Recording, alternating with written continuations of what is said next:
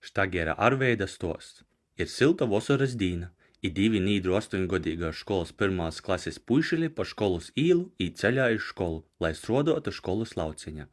Te jī pamana, ka pretim ar motociklu ar blokus vogi brauc jū audzynuotuoja. Puišeļi beja labi audzynuoti bārni, es zinoju, ka pīlgušūs, kas nok pretim, ir juosveicynoj. Bet kū darēt, ja brauc ar motociklu, kamēr puišeļi jau dūmoju, ka pareizi jau rīkojas, motociklis ar audzynuotuoju jau beja aizbraucis garam. Tā pagoja vosara. I smaidīgi otrklasnīki atgrīžās školā. Izrodos, ka audzynuotuoja vosaras nūtikumus ceļa nabija aizmiersus, vainīgi par nasveicinošanu tika nūbārti, it kā iudiņi mutē ījāmuši. Tolok nūtika kolektīvo audzynuošana. Visi klases školāni goja pa riņki, I sateikū školotuoja pīlīce golvu i sveicinoja. Labdīn, školotuoja!